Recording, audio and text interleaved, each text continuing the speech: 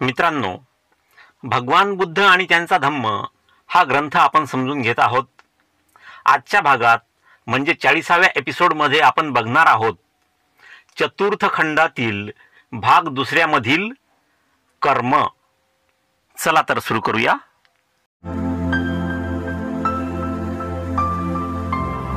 नमो बुद्धाय. जय भीम. मित्रांनो, जोशाबा या यूट्यूब चॅनलवर मी सुमेध शिरसाट आपले स्वागत करतो. बघूया कर्म. बौद्ध आणि ब्राह्मणी कर्म सिद्धांत समान आहेत काय? कर्म म्हणजे काय? कर्म म्हणजे एखाद्या माणसाच्या भविष्यातील जीवनावर प्रभाव पाडू शकतील अशा त्याच्या स्वतःच्या हातून घडणाऱ्या कृती किंवा कार्ये म्हणजे कर्म होय. अशा कर्माचा नियम किंवा कर्माचा सिद्धांत म्हणजे कर्मसिद्धांत. बौद्ध धम्मात कर्मसिद्धांता इतका इतर कोणत्याही सिद्धांताने गोंधळ निर्माण केलेला नाही. या धम्माच्या विचारामध्ये कर्मसिद्धांता इतका इतर कोणत्याही सिद्धांताने, इतर कोणत्याही नियमाने गोंधळ निर्माण केलेला नाही. बौद्ध धर्मात त्याचे स्थान कोणते, म्हणजे कर्मसिद्धांताचे स्थान कोणते आणि त्याचा विशेष अर्थ काय आहे हे अगोदरच सांगितलेले आहे. भगवान बुद्ध आणि त्यांचा धम्म या ग्रंथामध्ये हे अगोदरच आलेले आहे. अज्ञ हिंदू, अज्ञ म्हणजे अज्ञानी, ज्याला काही ज्ञान नाही असे, अज्ञ हिंदू न समजता केवळ शब्द साम्यावरून असे म्हणतात की बौद्ध धर्म अथवा ब्राह्मणी वा हिंदू धर्म एकच आहेत. अज्ञ हिंदू म्हणजे जे अडाणी हिंदू आहेत, जे अज्ञानी हिंदू आहेत, ते न समजता केवळ शब्द साम्यावरून, शब्द साम्य म्हणजे शब्दातील सारखेपणा, शब्दाच्या सारखेपणावरून ते असे म्हणतात की बौद्ध धर्म अथवा ब्राह्मणी वा हिंदू धर्म म्हणजे ब्राह्मणी किंवा हिंदू धर्म एकच आहेत. सुज्ञ म्हणजे ज्ञानी, ज्याला ज्ञान आहे असा सुज्ञ आणि सनातनी ब्राह्मणही असेच म्हणतात. सनातनी म्हणजे जुन्या विचाराचे लोक, जे नवीन विचारांचा स्वीकार करू शकत नाहीत, असे लोक म्हणजे सनातनी. असे सुज्ञ आणि सनातनी ब्राह्मणही असेच म्हणतात, परंतु त्यात त्यांचा हेतू म्हणजे त्यांचा उद्देश अज्ञ बहुजन समाजाची बुद्धिपुरस्पर गैरसमजूत करणे हा असतो. बुद्धिपुरस्पर गैरसमजूत करणे म्हणजे एखादा विशिष्ट हेतू मनात ठेवून समजून उमजून म्हणजेच जाणून बुजून गैरसमजूत करणे हा त्यांचा उद्देश असतो. सुशिक्षित ब्राह्मणांना माहीत असते की बुद्धाचा कर्मसिद्धांत ब्राह्मणी कर्मसिद्धांतापेक्षा भिन्न आहे. सुशिक्षित जे ब्राह्मण आहेत, ज्यांना लिहिता वाचता येते, ज्यांनी ग्रंथ वाचलेले आहेत, अशा ब्राह्मणांना माहीत असते की बुद्धाचा कर्मसिद्धांत ब्राह्मणी कर्मसिद्धांतापेक्षा भिन्न आहे, वेगळा आहे, आणि तरीही ते म्हणत राहतात की बौद्ध धर्म आणि ब्राह्मणी अथवा हिंदू धर्म एकच आहेत. सुशिक्षित ब्राह्मणांना माहीत असूनही ते मुद्दाम बौद्ध धर्म आणि ब्राह्मणी धर्म म्हणजेच हिंदू धर्म एकच आहेत असे म्हणत राहतात. त्यांच्या द्वेष बुद्धीने, द्वेषाची भावना असलेल्या बुद्धीने चालविलेल्या अपप्रचाराला या दोन धर्मातील कर्मसिद्धांत विषयक समान परिभाषेने सहाय्य होते. ते जे सुशिक्षित ब्राह्मण द्वेष भावनेने जो अपप्रचार करतात, त्या अपप्रचाराला या दोन धर्मातील कर्मसिद्धांत विषयक समान परिभाषेने सहाय्य होते. परिभाषा म्हणजे एखाद्या शब्दाचा नेमका अर्थ सांगणे, म्हणजे त्या शब्दाची परिभाषा करणे होय. म्हणजेच काही शब्द असे समान वाटतात, त्यांचा अर्थ समान वाटतो. हिंदू धर्मातील आणि बौद्ध धर्मातील काही शब्द जे समान अर्थाचे वाटतात, त्यामुळे अशा शब्दांमुळे या सुशिक्षित ब्राह्मणांना अपप्रचार करायला सहाय्य होते, मदत होते. म्हणून वस्तुस्थिती काय आहे? खरी परिस्थिती काय आहे याचे सूक्ष्म परीक्षण म्हणजेच मायक्रो ऑब्झर्वेशन करणे आवश्यक आहे. शब्दांचे कितीही साम्य असले तरी, म्हणजे शब्द कितीही सारखे वाटत असले तरी, बुद्धाच्या कर्मसिद्धांताचा अभिप्राय म्हणजे मत किंवा विचार, म्हणजे बुद्धाच्या कर्मसिद्धांताचा विचार हा ब्राह्मणी कर्मसिद्धांताच्या अभिप्रायापेक्षा म्हणजेच ब्राह्मणी कर्मसिद्धांताच्या विचारापेक्षा, त्याच्या मतापेक्षा वेगळा आहे. या दोन्ही सिद्धांतात आधारभूत प्रमाणे ही इतकी भिन्न आहेत की त्यापासून निष्पन्न होणारा निष्कर्ष समान असणे शक्य नाही. या दोन्ही सिद्धांतात आधारभूत प्रमाणे, आधारभूत म्हणजे पायाभूत, प्राथमिक किंवा ज्याला आपण बेसिक म्हणतो असे, प्रमाणे म्हणजे पुरावे, म्हणजे जे बेसिक पुरावे आहेत, जे प्राथमिक पुरावे आहेत, ते पुरावे इतके भिन्न आहेत, म्हणजे इतके वेगळे आहेत की त्यापासून निष्पन्न होणारा निष्कर्ष समान असणे शक्य नाही. हिंदू कर्मसिद्धांताची मुख्य तत्वे खालीलप्रमाणे आहेत. हिंदू कर्मसिद्धांत हा आत्म्याच्या अस्तित्वावर आधारलेला आहे. हिंदू कर्मसिद्धांत हा आत्म्याच्या अस्तित्वावर आधारलेला आहे याचा अर्थ काय? माणसाच्या शरीरात, या शरीराच्या व्यतिरिक्त वेगळा असा आत्मा अस्तित्वात असतो. त्या आत्म्याचे अस्तित्व हे वेगळे असते. शरीराचे अस्तित्व वेगळे आणि आत्म्याचे अस्तित्व वेगळे असते असा हिंदू धर्म शिकवितो. आणि शरीराचा मृत्यू झाल्यानंतरही आत्मा हा जिवंतच राहतो. आत्मा हा अमर आहे, शरीर हे नश्वर आहे असे हिंदू धर्म शिकवितो. या आत्म्याच्या वेगळ्या अस्तित्वावर हिंदू धर्मातील कर्मसिद्धांत आधारलेला आहे. उलट पक्षी म्हणजे विरुद्ध पाहिले तर बौद्ध धर्म आत्म्याचे अस्तित्व मानित नसल्यामुळे तो आत्म्यावर आधारलेला नाही. बौद्ध धर्म आत्म्याचे अस्तित्व मानित नाही. शरीरामध्ये या शरीराच्या व्यतिरिक्त वेगळा असा आत्मा अस्तित्वात आहे असे बौद्ध धर्म मानित नाही आणि त्यामुळे तो आत्म्यावर आधारलेला नाही. म्हणजेच बौद्ध धर्मातील कर्मसिद्धांत हा आत्म्याच्या अस्तित्वावर आधारलेला नाही. ब्राह्मणी कर्मसिद्धांत हा आत्म्याच्या जन्माजन्मावर आधारलेला आहे. आत्म्याच्या जन्माजन्मावर म्हणजे एका जन्मानंतर दुसरा जन्म, दुसऱ्या जन्मानंतर पुढील जन्म, असा जो जन्मांतराचा जो सिद्धांत ब्राह्मणी धर्मात म्हणजेच हिंदू धर्मात सांगितलेला आहे, त्यावर ब्राह्मणी धर्मातील कर्मसिद्धांत म्हणजेच हिंदू धर्मातील कर्मसिद्धांत त्यावर आधारलेला आहे. आत्म्याचा पुनर्जन्म होतो असे मानल्यामुळे कर्म हे जन्मजन्मांतरी चालू राहते. मनुष्याचे शरीर हे नश्वर आहे, ते नष्ट होते, त्याचा मृत्यू होतो, परंतु शरीरात असलेल्या आत्म्याचा मृत्यू होत नाही. आत्मा अमर आहे, त्या आत्म्याचा पुनर्जन्म होतो असे मानल्यामुळे कर्म हे जन्मजन्मांतरी चालू राहते. एका जन्मानंतर दुसरा जन्म, त्यानंतर त्या पुढचा जन्म, अशा जन्मजन्मांतरी हे कर्म चालू राहते असे हिंदू धर्म शिकवितो. बौद्ध धर्म आत्माच मानित नसल्यामुळे हेही बौद्ध कर्मसिद्धांतास लागू होत नाही. हिंदू धर्माप्रमाणे आत्म्याचा पुनर्जन्म होतो असे बौद्ध धर्म मानित नसल्यामुळे बौद्ध कर्मसिद्धांतास ते लागू होत नाही. देहाव्यतिरिक्त म्हणजे या शरीराच्या व्यतिरिक्त आत्म्याला अस्तित्व आहे यावर हिंदू धर्म आधारलेला आहे. देह मृत झाला तरी आत्मा मरत नाही, आत्मा देहातून निघून जातो असे हिंदू धर्म शिकवितो. आणि ही विधाने बौद्ध सिद्धांताला लागू नाहीत, कारण बौद्ध सिद्धांताच्या नुसार आत्मा हा अस्तित्वात नाही किंवा आत्म्याला वेगळे अस्तित्व नाही. हिंदू कर्मसिद्धांताप्रमाणे माणसाने कर्म केले तर कर्माचे विविध परिणाम होतात. त्याचा पहिला परिणाम म्हणजे कर्त्यावर होणारा आणि दुसरा आत्म्यावर होणारा.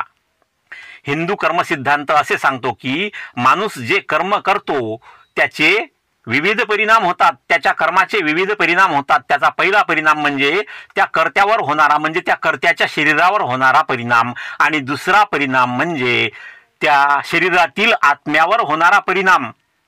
म्हणजे शरीरावर वेगळा परिणाम होतो आणि शरीरात अदृश्य असणाऱ्या आत्म्यावर सुद्धा त्याच्या कर्माचा परिणाम होतो असे हिंदू कर्म सिद्धांत मानतो. कर्त्याच्या प्रत्येक कर्माचा आत्म्यावर संस्कार होतो. कर्ता म्हणजे माणूस जे प्रत्येक कर्म करतो त्या प्रत्येक कर्माचा आत्म्यावर संस्कार होतो. जेव्हा मनुष्य मरतो आणि त्याचा आत्मा त्याला सोडून जातो त्यावेळी त्याच्या आत्म्यावर असे अनेक संस्कार झालेले असतात. वाह. आणि या संस्कारामुळे पुढील जन्मी त्याला कोणते अधिकार मिळणार हे ठरत असते. अगोदरच्या जन्मात त्या आत्म्यावर जे काही संस्कार झाले असतील किंवा त्याच्या शरीराने त्या आत्म्याच्या पूर्वीच्या शरीराने जे काही कर्म केले असतील त्या कर्माच्या संस्कारामुळे पुढील जन्मात त्याला म्हणजे त्या आत्म्याला कोणते अधिकार मिळणार हे ठरत असते असा हिंदू धर्म शिकवितो. हिंदूंचा हा सिद्धांत आत्म्याचे अस्तित्व न मानणाऱ्या बौद्ध कर्मसिद्धांताशी विसंगत आहे म्हणजे विरुद्ध आहे.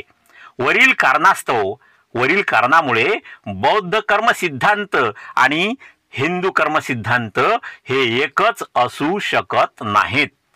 म्हणून हे दोन्हीही एकच आहेत असे मानणे केवळ मूर्खपणाचे ठरेल. जास्तीत जास्त इतके म्हणता येईल की या शाब्दिक मायाजाळापासून सावध राहा. ज्या शब्दातील सारखेपणामुळे आपण गोंधळून जातो त्यापासून सावध राहा.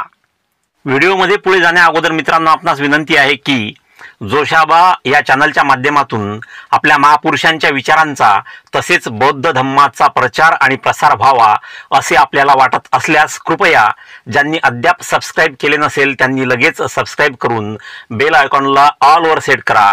तसेच प्रत्येक व्हिडिओला लाईक शेअर करून कमेंट बॉक्समध्ये कमेंट लिहिणे हे चॅनलच्या वाढीसाठी आवश्यक आहे. ते सर्व मोफत आहे, त्याला पैसे पडत नाहीत. म्हणून हे काम कृपया आत्ताच करा. नंतर पाहता पाहता आपण विसरून जातो. आणि त्याशिवाय शक्य झाल्यास या बारकोड किंवा मोबाईल नंबरचा वापर करून आपण चॅनलला आर्थिक मदत सुद्धा करू शकता. पुढे बघूया. गतकर्माचा भविष्य कर्मावर परिणाम होतो असे बुद्ध मानतो काय? गतकर्म म्हणजे भूतकाळातील कर्म किंवा मागील जन्मातील कर्म. अशा गतकर्माचा म्हणजे मागील जन्मातील कर्माचा भविष्य जन्मावर परिणाम होतो असे बुद्ध मानतो काय? कर्म सिद्धांत बुद्धांनी सांगितला. कराल तसे भराल असे सांगणारे ते म्हणजे बुद्ध पहिलेच होत. ते कर्मसिद्धांतावर इतका भर देत असत की भगवान बुद्ध कर्मसिद्धांतावर इतका भर देत असत की त्यांच्या म्हणण्यानुसार त्यांच्या म्हणण्याप्रमाणे कर्मसिद्धांताच्या दृढ परिपालनाविना नैतिक सुव्यवस्था अशक्य आहे. भगवान बुद्ध कर्मसिद्धांतावर खूप भर देत होते आणि त्यांच्या म्हणण्यानुसार कर्मसिद्धांताच्या दृढ म्हणजे तंतोतंत किंवा पक्क्या परिपालनाविना त्याच्या पालनाविना नैतिक सुव्यवस्था अशक्य आहे.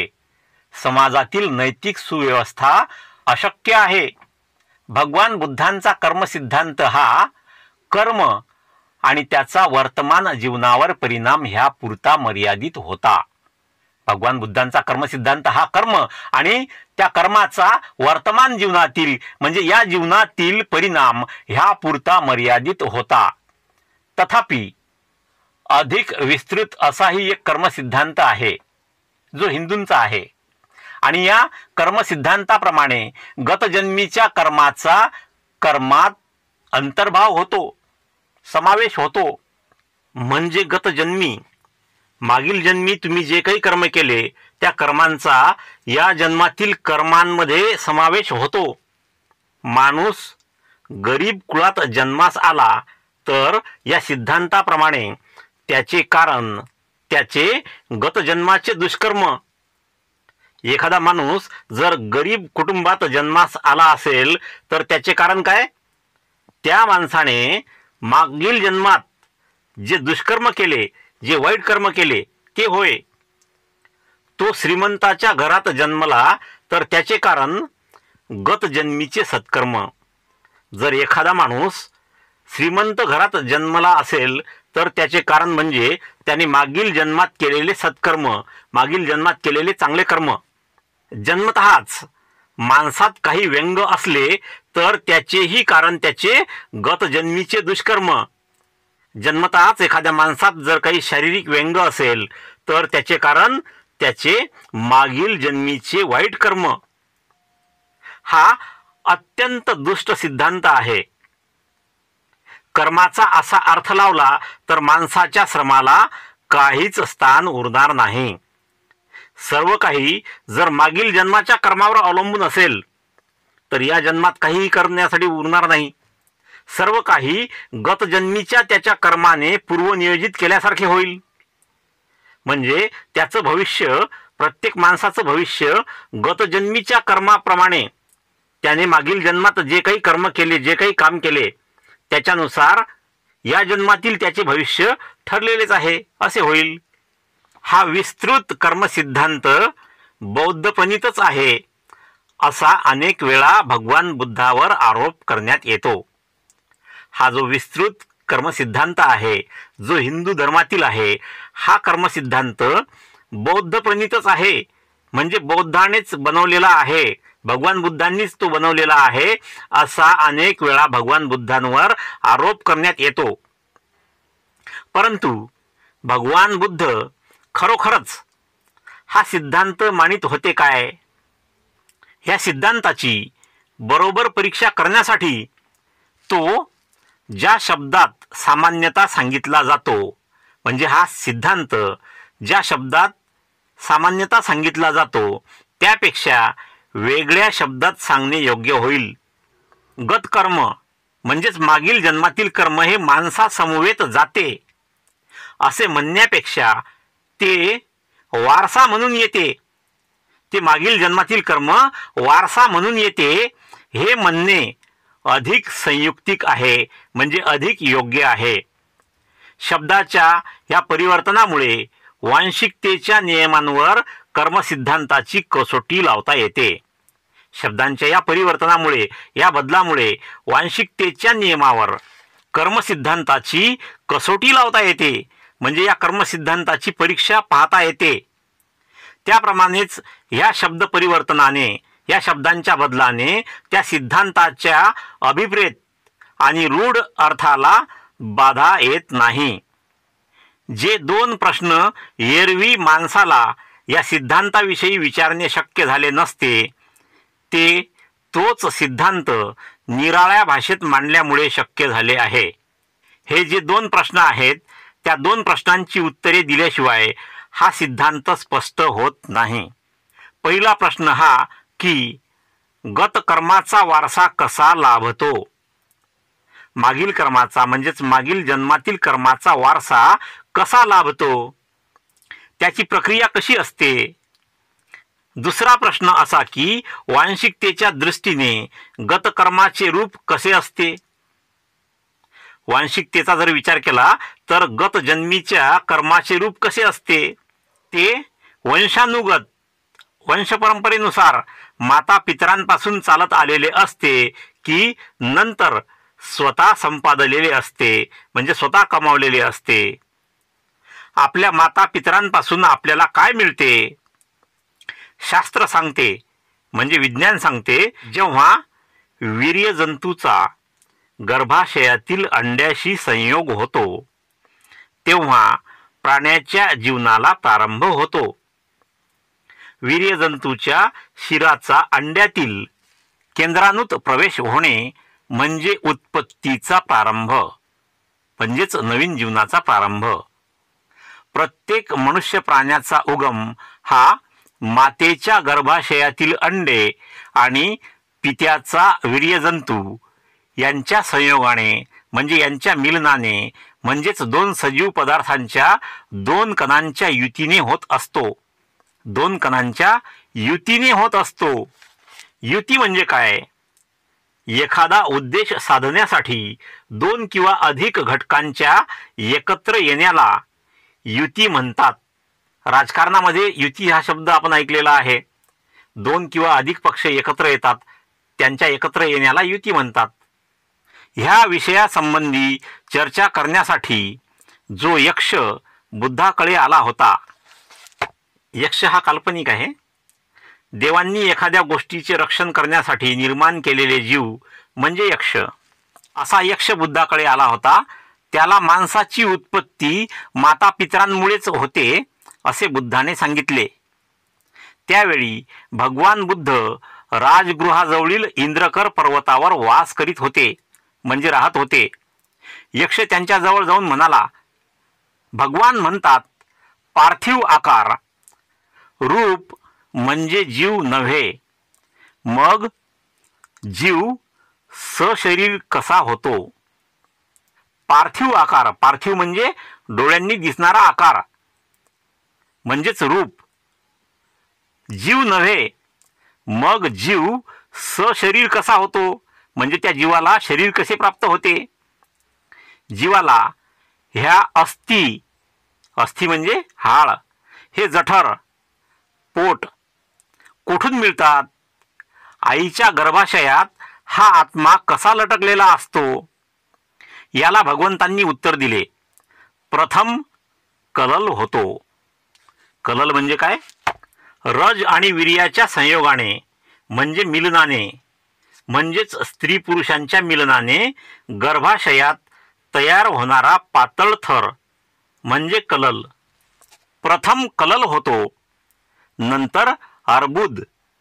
अर्बुद म्हणजे पेशी, आणि पेशी म्हणजे जैविक एकक, ज्याला आपण मांसाचा लहान गोळा किंवा ट्यूमर म्हणतो.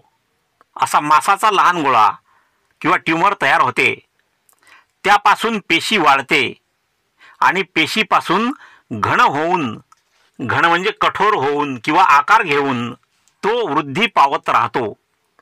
या घनात म्हणजे या आकारात पुढे केस, लव, नखे येऊ लागतात आणि जे काही अन्न पेय आई घेते त्यावरच पर्यायाने आईच्या गर्भाशयातील बालक जगते आणि वाढते. हिंदू सिद्धांत मात्र वेगळा आहे.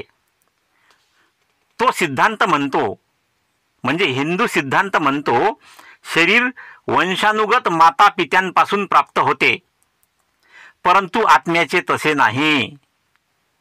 माता पित्यांपासून फक्त शरीर प्राप्त होते, आत्म्याचे तसे नाही. तो शरीरात बाहेरून आत ठेवलेला आहे, म्हणजेच आत्म्याचे अस्तित्व वेगळे आहे. अर्थात कोठून? हे काही हा सिद्धांत सांगू शकत नाही. आत्मा शरीरात जर बाहेरून आतमध्ये ठेवलेला आहे तर तो कोठून आला, कोठून ठेवला, हे काही हा सिद्धांत सांगू शकत नाही. आत्मा शरीरात कोठून ठेवला जातो, या प्रश्नाचे उत्तर या सिद्धांताजवळ नाही.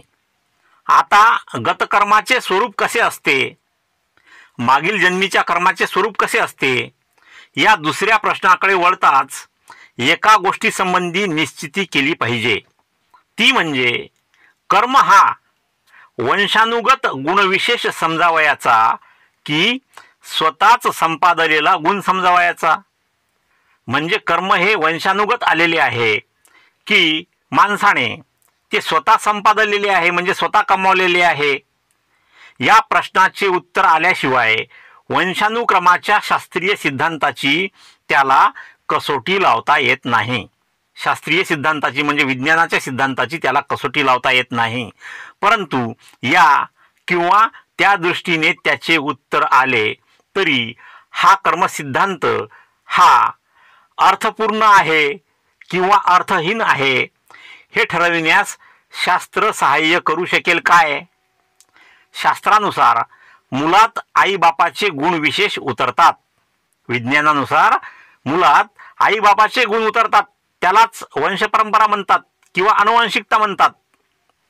हिंदू कर्मसिद्धांताप्रमाणे बालकाला त्याच्या आईबापापासून देहापलीकडे काहीच मिळत नाही. म्हणजे हिंदू कर्मसिद्धांत हे सांगते की बालकाला आई वडिलांपासून फक्त शरीर प्राप्त होते, दुसरे काहीच नाही. हिंदू सिद्धांताप्रमाणे गत कर्म म्हणजे मागील जन्मीचे कर्म हे मुलाने आपल्या जन्माबरोबर स्वतःच आपण आपल्यासाठी आणलेला वारसा आहे. म्हणजे मुलगा त्याच्या मागील जन्माचे कर्म वारसा म्हणून स्वतःच घेऊन येतो. त्यात आईबापाचा काहीच भाग नसतो. सर्व काही बालक आपल्याबरोबर आणते. अशा प्रकारचा सिद्धांत बुद्धीस पटणारा ठरत नाही. वर सांगितल्याप्रमाणे बुद्ध असल्या बुद्धिविसंगत सिद्धांतावर विश्वास ठेवीत नाही. बुद्धिविसंगत म्हणजे बुद्धीस न पटणाऱ्या सिद्धांतावर भगवान बुद्ध विश्वास ठेवीत नाहीत. या विषयाची चर्चा करताना मनुष्य आपल्या चांगल्या वाईट कर्माच्या परिणामांपासून मुक्त होतो काय, त्या प्रश्नाचे स्थवीर नागसेनाने राजा मिलिंदाला उत्तर दिले आहे. स्थवीर नागसेनाने, स्थवीर म्हणजे पूज्य भिक्खू, पूज्य भिक्खू नागसेनाने राजा मिलिंदाला उत्तर दिले आहे. जर पुनरुत्पत्ती झाली नाही म्हणजे पुन्हा उत्पत्ती झाली नाही तर तो आपल्या कर्माच्या परिणामापासून मुक्त होतो. जर पुनरुत्पत्ती झाली तर तो मुक्त होणार नाही. जर पुन्हा उत्पत्ती झाली तर तो मुक्त होणार नाही. राजा मिलिंद म्हणाला, नागसेन, एक उदाहरण देऊन आपले म्हणणे अधिक स्पष्ट कर. राजा, असे समज, एक मनुष्य दुसऱ्या माणसाचे आंबे चोरतो. चोरणारा शिक्षापात्र ठरतो काय? राजा म्हणाला, होय. नागसेन म्हणाला, परंतु दुसऱ्या माणसाने ज्या आंब्याचे बीज जमिनीत लावले होते ते आंबे त्याने चोरलेले नाहीत. मग तो शिक्षापात्र का? हे वाक्य बरोबर समजून घ्या, कारण हे थोडं कन्फ्यूज करणारं वाक्य आहे. नागसेन काय म्हणाला? परंतु दुसऱ्या माणसाने ज्या आंब्याचे बीज जमिनीत लावले होते ते आंबे त्याने चोरलेले नाहीत. म्हणजे एका माणसाने दुसऱ्या माणसाचे आंबे चोरले, परंतु दुसऱ्या माणसाने जे आंब्याचे बीज जमिनीत लावले होते आणि त्यापासून जो आंब्याचा वृक्ष आलेला आहे, जो वृक्ष निर्माण झालेला आहे, त्या आंब्याचे ते आंबे नव्हते. मग तो शिक्षापात्र का? म्हणजे पहिला मनुष्य, आंबे चोरणारा मनुष्य कसा काय शिक्षापात्र आहे? राजा म्हणाला, कारण त्याने जे आंबे चोरले, म्हणजे पहिल्या माणसाने जे आंबे चोरले ते दुसऱ्या माणसाने लावलेल्या आंब्याचेच परिणाम स्वरूप होते. म्हणजे दुसऱ्या माणसाने जमिनीत आंब्याचे बीज लावले होते आणि ते जे कर्म त्याने केले त्या कर्माचेच ते आंबे परिणाम स्वरूप होते. म्हणजे त्याने जे चांगले कर्म केले त्या कर्माचे फळ म्हणून त्याला आंबे मिळाले आणि त्यातील आंबे एका मनुष्याने चोरले, म्हणून तो शिक्षापात्र आहे. त्याप्रमाणेच हे राजा, हे नामरूप, नाम आणि रूप म्हणजे शरीर, चांगले अथवा वाईट कर्म करते आणि त्या कर्मापासून दुसरे नामरूप जन्मास येते, म्हणजे दुसरे शरीर जन्मास येते. म्हणून पहिले नामरूप आपल्या दुष्कर्मापासून विमुक्त राहू शकत नाही. म्हणजेच पहिले शरीर आपल्या दुष्कर्मापासून विमुक्त राहू शकत नाही. वा, छान नागसेना. राजा पुढे म्हणाला, जेव्हा ह्या नामरूपाने कर्म केले म्हणजे शरीराने कर्म केले तेव्हा त्या कर्माचे पुढे काय होते? स्थवीर नागसेन म्हणाला, ज्याप्रमाणे सावली माणसाला सोडित नाही त्याप्रमाणे गतकर्मही त्याच्याबरोबर जाईल. पण मग ही कर्मे आहेत असे म्हणून कोणाला ती कर्मे दाखविता येतात का? नाही. राजा म्हणाला, एक उदाहरण देऊन अधिक स्पष्ट कर. स्थवीर नागसेन म्हणाला, वृक्षाला जी फळे अद्यापि यावयाची आहेत, म्हणजे झाडाला जी फळे अद्यापि यायची आहेत म्हणजे अजूनपर्यंत आलेली नाहीत, ती हे राजा दाखविता येतील काय? म्हणजे जी फळे झाडाला आलेलीच नाहीत ते दाखवता येतील काय? ती भावी फळे येथे आहेत किंवा तेथे आहेत असे कोणाला म्हणता येईल काय? राजा म्हणाला, निसंशय नाही. म्हणजे दाखवता येणार नाही. स्थवीर नागसेन म्हणाला, त्याप्रमाणेच हे राजा, जोपर्यंत जीवनाचे सातत्य खंडित झाले नाही तोपर्यंत कृतकर्मे म्हणजे केलेली कर्मे दाखविता येत नाही. म्हणजे जोपर्यंत जीवनाचे सातत्य खंडित झाले नाही याचा अर्थ जोपर्यंत मृत्यू झाला नाही तोपर्यंत कृतकर्मे म्हणजे केलेली कर्मे दाखविता येत नाहीत. राजा म्हणाला, वा, छान नागसेना. पुढे बघूया. गतकर्माचा भविष्य जीवनावर परिणाम होतो असे बुद्ध मानतो काय? पुढे चालू. अशा रीतीने बुद्धाचा कर्मसिद्धांत शास्त्रास धरून आहे, विज्ञानास धरून आहे. पूर्वजन्मीचे कर्म वारसा म्हणून भावी जन्मात प्राप्त होते यावर भगवान बुद्ध विश्वास ठेवीत नाहीत. मागील जन्मीचे कर्म या जन्मात वारसा म्हणून प्राप्त होतात यावर भगवान बुद्धांचा विश्वास नाही. जन्म हा मातापितरांपासून आहे, म्हणजे आई वडिलांपासून आहे, आणि बालकाला जन्मता जो वारसा लाभतो तो त्याच्या आई वडिलांकडून असे बुद्ध मानित असल्यामुळे बालक हे स्वतःच वारसा घेऊन येते यावर भगवान बुद्ध कसा विश्वास ठेवतील? या विश्वासासंबंधीचे अनुमान स्वीकारले नाही तरी चालेल, कारण या विषयासंबंधी प्रत्यक्ष पुरावा एका सूत्रात आढळतो. ते सूत्र म्हणजे चूड दुःखखंद सुत्त. या सुत्तात भगवान बुद्ध आणि जैन यांचा संवाद आहे. या संवादात भगवान बुद्ध म्हणतात, तुम्ही म्हणता की आम्ही पूर्वी पाप केले होते, त्याचे आम्ही आपल्या कठोर तपस्येने परिमार्जन करतो. परिमार्जन करणे म्हणजे स्वच्छ धुवून साफ करणे किंवा चुका दुरुस्त करणे. कठोर तपस्येने परिमार्जन करतो. वर्तमान काळात काया, वाचा आणि मन, काया म्हणजे शरीर, वाचा म्हणजे आपले बोलणे, आणि मन यांचा निरोध केल्याने, निरोध करणे म्हणजे रोखणे, थांबवणे किंवा आवर घालणे, काया, वाचा, मन यांच्यावर आवर घातल्याने आमच्या पूर्वजन्मीच्या पापांचा निराश होईल. पूर्वजन्मी आम्ही केलेल्या पापांचा निराश होईल. निराश होणे म्हणजे निराकरण होणे किंवा दूर होणे. मग तपस्येने मागील पापांचा निराश झाल्यावर, म्हणजे तपस्येने मागील पाप दूर झाल्यावर आणि नवी पापकर्मे करावयाचे थांबल्यावर आमचा भविष्यकाळ शुद्ध होतो. भविष्यकाळ शुद्ध केल्याने गतकाळ परिणामहीन होतो. म्हणजे भविष्यकाळ जर आपण शुद्ध केला तर गतकाळ म्हणजे मागील काळ परिणामहीन होतो, त्याचा कुठलाही परिणाम होत नाही. गतकाळ परिणामहीन झाल्याने दुःखाचा निराश होऊ लागतो, म्हणजे दुःख दूर होऊ लागते आणि त्यामुळे दुःखकारक वेदना नाहीशा होतात. दुःखकारक वेदना नाहीशा झाल्यावर दुःखच नाहीसे होते. ह्या माझ्या भाषणाला त्या निगंठांनी होकार दिल्यावर, निगंठ म्हणजे काय? निगंठ म्हणजे दोरीशिवाय गाठ बांधणे. ज्याने आपल्या भावनांना गाठ बांधली आहे त्यावर विजय मिळवला आहे तो निगंठ. त्या निगंठांनी होकार दिल्यावर मी त्यांना विचारले, पूज्य माणसांनो, तुम्हाला पूर्वजन्म होता किंवा पूर्वजन्म नव्हता हे तुम्हास माहीत आहे काय?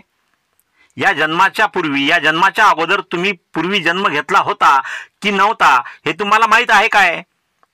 त्यांनी उत्तर दिले, नाही, आम्हाला काहीच माहीत नाही. भगवान बुद्ध म्हणाले, गतजन्मी पापामुळे तुम्ही सदोष अथवा निर्दोष होता याबद्दल तुम्हाला काही ज्ञान आहे काय? मागील जन्मी पाप केल्यामुळे तुम्ही सदोष होते किंवा पाप न केल्यामुळे तुम्ही निर्दोष होते याबद्दल तुम्हाला काही ज्ञान आहे काय? काही माहिती आहे काय? ते म्हणाले, नाही, आम्हास काहीच माहीत नाही. भगवान बुद्ध पुन्हा विचारतात, गतजन्मी या किंवा त्या विशिष्ट पापामुळे तुम्हाला दोष लागला होता किंवा नाही हे तुम्हाला माहीत आहे काय? ते म्हणतात, नाही, आम्हास काहीच माहीत नाही. दुसरी गोष्ट अशी की माणसाची स्थिती अनुवांशिकतेपेक्षा त्याच्या भोवतालच्या परिस्थितीवर अधिक अवलंबून असते असे बुद्ध मानतात. माणसाची स्थिती ही आईवडिलांकडून मिळालेल्या अनुवांशिकतेपेक्षा त्याच्या भोवतालच्या परिस्थितीवर अवलंबून असते. त्याच्या आजूबाजूला काय परिस्थिती आहे यावर अवलंबून असते असे बुद्ध मानतात. देव धम्मसूत्रात भगवान बुद्ध म्हणतात, काही श्रमण ब्राह्मण अशा मताचे आहेत की जे काही सुखकर म्हणजे सुख देणारे अथवा दुःखकर म्हणजे दुःख देणारे अनुभव व्यक्तीला येतात ते गतजन्मीचेच म्हणजे मागील जन्मीचेच परिणाम होत.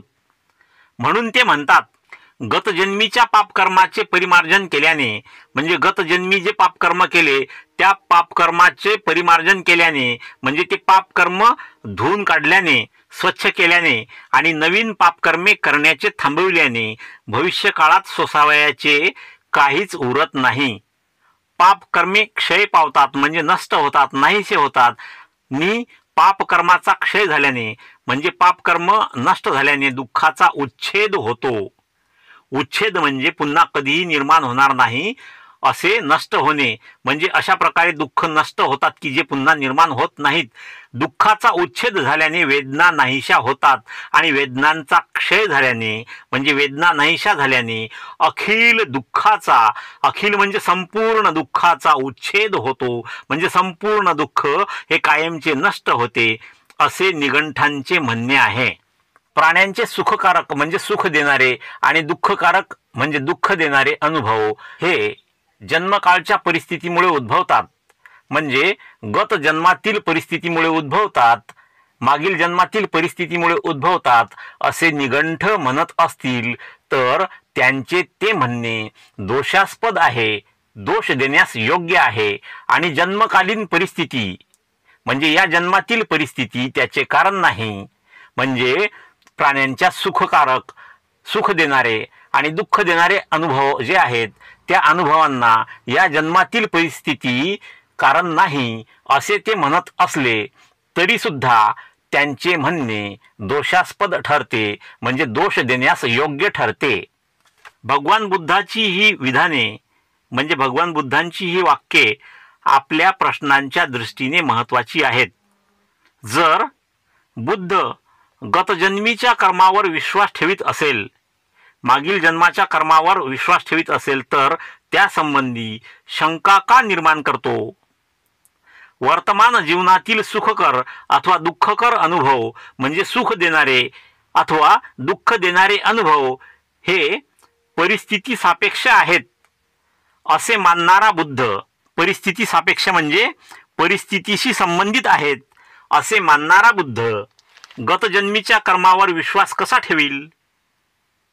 गतजन्मीच्या कर्माचा सिद्धांत हा शुद्ध ब्राह्मणी सिद्धांत आहे. ते आत्म्याचे अस्तित्व मानतात. आत्म्याचे अस्तित्व आणि पूर्वकर्माचा आत्म्यावर परिणाम होतो असे मानतात. म्हणून गतजन्मीचे कर्म वर्तमान काळात प्रभावशाली ठरते याच्याशी ते सुसंगत आहे. परंतु आत्म्याचे अस्तित्व न मानणाऱ्या बौद्ध सिद्धांताशी ते अगदी विसंगत आहे. गतजन्मीच्या कर्माचा सिद्धांत हा शुद्ध ब्राह्मणी सिद्धांत आहे. कारण ब्राह्मण हे आत्म्याचे अस्तित्व मानतात. आत्मा हा शरीरापासून वेगळा आहे, त्या आत्म्याचे वेगळे अस्तित्व आहे असे ते मानतात. आत्म्याचे अस्तित्व आणि पूर्वकर्माचा म्हणजे पूर्वीच्या जन्माच्या कर्माचा आत्म्यावर परिणाम होतो, त्या आत्म्यावर त्याचा संस्कार होतो असे ते मानतात. म्हणून गतजन्मीचे कर्म वर्तमान काळात प्रभावशाली ठरते म्हणजे गतजन्मीच्या कर्माचे परिणाम या जन्मात सुद्धा भोगावे लागू शकतात याच्याशी ते सुसंगत आहे. परंतु आत्म्याचे अस्तित्व न मानणाऱ्या बौद्ध सिद्धांताशी ते अगदी विसंगत आहेत, विरुद्ध आहेत. ज्याला भगवान बुद्धाचा सिद्धांत समजला नाही किंवा जो बुद्धी पुरस्पर बौद्ध धर्म आणि हिंदू धर्म सदृश्य आहेत असे दाखविण्याचा अट्टहास करतो त्याने हा सिद्धांत बौद्ध धर्मात घुसळविला असला पाहिजे. ज्याला भगवान बुद्धांचा सिद्धांत समजला नाही किंवा बुद्धी पुरस्पर म्हणजे जाणून बुजून बौद्ध धर्म आणि हिंदू धर्म सदृश आहेत म्हणजे सारखे आहेत, सारखे दिसणारे आहेत असे दाखविण्याचा अट्टहास करतो म्हणजे आग्रह धरतो त्याने हा सिद्धांत, हा कर्मसिद्धांत बौद्ध धर्मात घुसळविला असला पाहिजे. भगवान बुद्धाने हा सिद्धांत शिकविलेला असण्याची शक्यता नाही हे वरील कारणांवरून स्पष्ट होईल.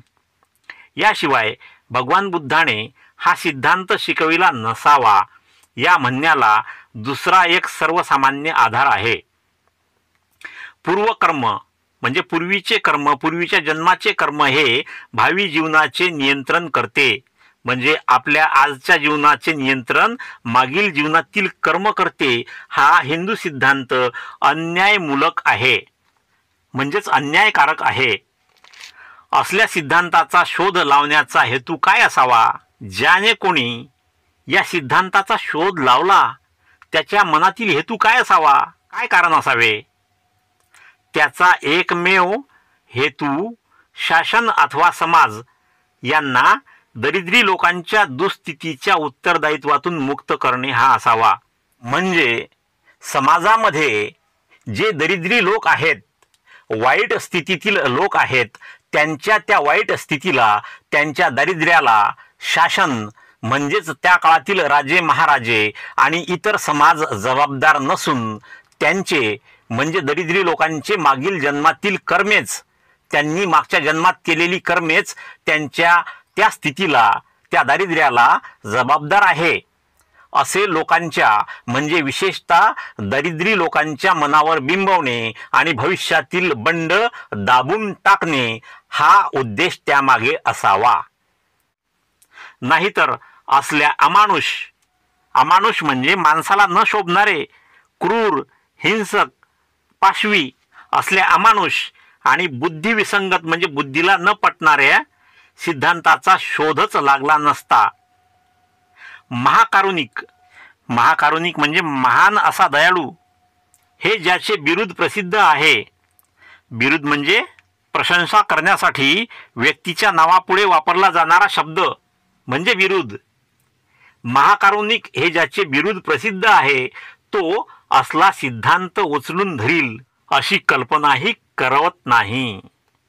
मित्रांनो, हा व्हिडिओ तुम्हाला आवडला असल्यास कृपया व्हिडिओला लाईक करा, व्हिडिओ आपल्या मित्रांमध्ये शेअर करा, तुमच्या चांगल्या कमेंट्स मला पाठवा आणि पहिल्यांदाच या चॅनलला भेट दिली असल्यास कृपया या चॅनलला सबस्क्राईब करा आणि बेल आयकॉनला प्रेस करून त्याला ऑल वर सेट करून ठेवा. म्हणजे मी अपलोड केलेला प्रत्येक व्हिडिओ तुमच्यापर्यंत लवकरात लवकर पोहोचेल. भेटूया पुढील व्हिडिओमध्ये आणि तोपर्यंत जय भीम, जय भारत.